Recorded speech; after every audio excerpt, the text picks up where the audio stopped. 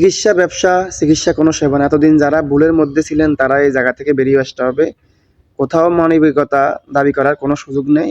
ব্যবসার জন্যই চিকিৎসা আসছে। কথা হলো গত রাতে ল্যাবএইডের মতো স্বনামধন্য প্রতিষ্ঠান যারা দীর্ঘদিন ধরে বাংলাদেশে ব্যবসা করে আসছে, বাংলাদেশের মানুষকে দ্বারা তারা ব্যবসা করে এত বড় হইছে।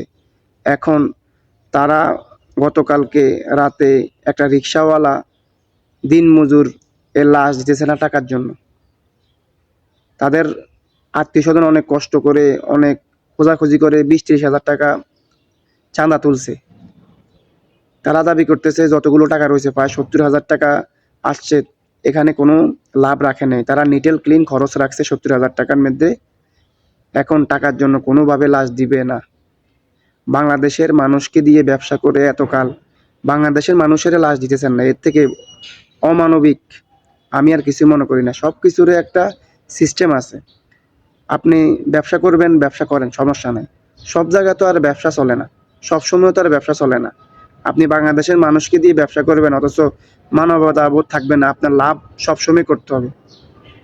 আমরা দিন শেষে যখন বাজারে যাই তখন কিন্তু দোকানদার কিন্তু তার লাভ থেকেও লসের মাল বিক্রি করে, কারণ তখন মাল একেবারে শেষ পর্যায়ে, এ কারণে তার মালগুলা দিয়ে দেয়। আমাদের চিকিৎসা ক্ষেত্রে কিন্তু এরকম কোনো সিস্টেম নাই। আমরা একটা লোক বিপদে পড়ছি, ডাক্তাররা আসি হেল্প করবে, তাদের এরকম কোনো সিস্টেম থাকবে? তারা এটারে ব্যবসা হিসাবে নিছে। একটা মানুষের কোনো, যেটা হিসাব বিজ্ঞানের ভাষায় একটা যন্ত্রের একটা সলভেজ ভ্যালু আছে, একটা সর্বশেষ মূল্য আছে, কিন্তু একটা মানুষের কোনো মূল্যই নাই। বিন্দুমাত্র মূল্য নাই একটা মানুষের। একটা মানুষকে মরার সময় বিক্রি করলে ১০ টাকাও বিক্রি করা যাবে না, যেখানে একটা যন্ত্রপাতিকে বিক্রি করলে ১০-২০ টাকা বিক্রি করা যায়। একটা বইকেও বিক্রি করা যায় ১০-২০ টাকা, কিন্তু মানুষের কোনো মূল্য নেই। বাংলাদেশের মধ্যে যারাই চিকিৎসা ব্যবসা শুরু করছেন, তারা যদি ব্যবসার জন্য করে থাকেন তাহলে এইসব চিকিৎসা ব্যবসা বন্ধ করেন।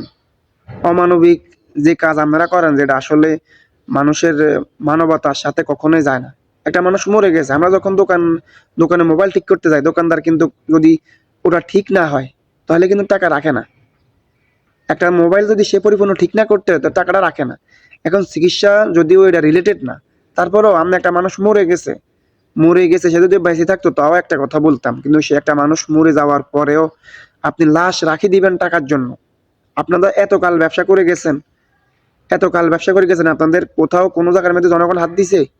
কিন্তু ব্যবসা করছেন, এখন একটা মানুষ মরে গেছে, আপনার লাশ পর্যন্ত দিবেন না। এখানেও আপনাদের খরচ উঠতে হবে, আপনাদের খরচ ছাড়া কোনো গতি নেই। এসব অসাধু ডাক্তার এবং অসাধু তোমার এই যে হসপিটাল ব্যবসায়ীদের বলতেছি, আপনারা ব্যবসা প্রতিষ্ঠান গোটাই অন্য দেশে চলে যান। বাংলাদেশের মানুষের মাথা বিক্রি করে আপনারা এত বড় বড় প্রতিষ্ঠান হয়েছেন, বাংলাদেশের মানুষের বিপদে আপনারা দাঁড়াবেন না। ওইসব প্রতিষ্ঠান আমাদের দরকার নাই।